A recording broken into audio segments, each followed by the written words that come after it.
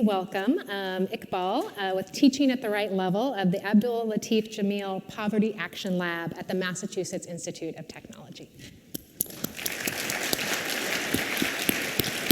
Thank you. Thank you very much. I've known Michael for 11 years, worked with him and admired him, so it's a great honor to be here, Michael. Thank you very much for having me. So the task today that I have for me is to take you through a journey which is from evidence to scale, a journey which takes us from India to Africa, and a journey that allows us to think in terms of millions of people reached rather than just thousands that we are used to. And this program is called Teaching at the Right Level. In Zambia, it's also called as Catch Up. So this fun journey began about 25 years ago with this super innovative NGO called Pratham. It's also one of the largest NGOs of India.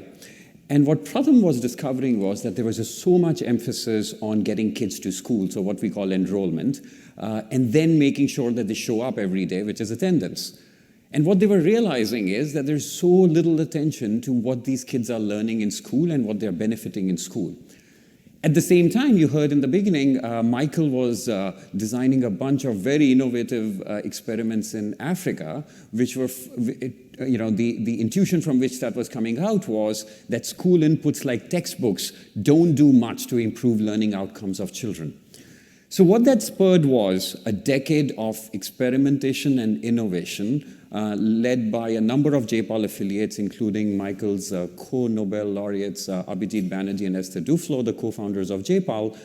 And what's working with Pratham across 7 different states, across 6 different evaluations, across 10 years, they found was that a model that really works is to assign children for a little bit of the time in a day based on their ability rather than their grade. Providing the teachers the tools and the training and the mentorship to then deliver on this new curriculum, and every day, if not literally every day, measuring the learning outcomes and seeing how the learning outcomes are improving. And this approach became Teaching at the Right Level. Pratham, being the incredible NGO that they are, scaled themselves up over the last 15, 20 years, and they have reached about 60 million children across India with this intervention. So a few years ago, J-PAL started looking around and saying, well, it couldn't be that low learning outcomes is just a problem with India. This must be a problem around the world. And we said, we have this global knowledge, and we understand the local context in a lot of places. Why is this global knowledge not being translated into local change and local impact? And so one of the countries that we worked is in Zambia with the Ministry of General Education. They were already thinking about remedial education as one of the ways to improve learning outcomes. And we started piloting with them to try and understand what was happening. And then, this is still J-PAL trying to move the direction from being an organization which is generating and disseminating evidence to also one which is helping scale up. And we realized that the path from the evidence to real scale up requires a long incubation period, an incubation period which requires a lot of adaptation to the local context, a lot of real-time changes to the program to make sure that we are doing it well. And this, unfortunately, was an area where very few funders were ready to put the money in. And this is where Development Innovations Venture and USAID stepped in and allowed us to move this program from 80 schools in Zambia to 1,800 schools in that country. And today that program is not only is covering almost 100% of 2 districts of Zambia, and we hope that in the next few years it will scale up to the entire country. But more importantly, it has had a very big crowding in impact because of the credibility of USAID and others, and organizations like Co-Impact, UNICEF, the British Council have come in to support the scale-up of this program in other countries like Ghana, other countries like Botswana and Nigeria. So I wanted to kind of, conclude this story by pulling for you some of the things which I really think makes what Michael started and what you are doing at DIV so incredibly powerful. I think the power of DIV, first and foremost, is the predictability of the funding model. The fact that you know that there is money available today, there will be money available tomorrow, allows researchers, allows policymakers to adopt a horizon which is beyond just today's transfer or the next research paper.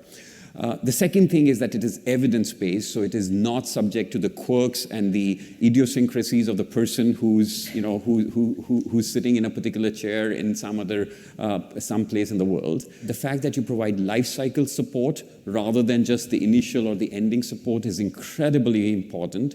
The application process is comparatively simple and transparent. The credibility that USAID allows to crowd in other partners, and the system-level change that goes beyond an individual project. So it's not just about teaching at the right level, but changing the whole mindset of how an education department thinks about evidence and thinks about education. So hats off to this vision. I just want to conclude by saying that, like these visions that I laid out also is kind of the person Michael is. Michael is predictably persistent, for anybody who knows. And in development, you need people to be very, very persistent to get over a lot of disappointments. He's always very evidence-based. You cannot have a cocktail discussion with him and just throw out some discussion point, and Michael will say, oh, can you point me later to the research paper underlying this? So you've got to be careful at the CGT conversation later in the evening. He's a lifelong lawyer. The loyalty that Michael has to the people that he works with is really lifelong, whether it is a person who's worked with him for 3 months or 3 years. It's really incredible. And on terms of simplicity, what you see is what you get with Michael. There is no two faces, and this is really remarkable. And in terms of credibility, Michael has been extremely generous in sharing the credibility that he had first as a Harvard professor, and you'll all see over the next 10 years or 20 years as a Nobel laureate with the organizations. And all of us, including J-PAL, have benefited from that shift in credibility. And last and kind of the most obvious, he's not thinking of just one individual research project. The Nobel Committee gave them the Nobel for changing the system. What you see at DIV is one of them.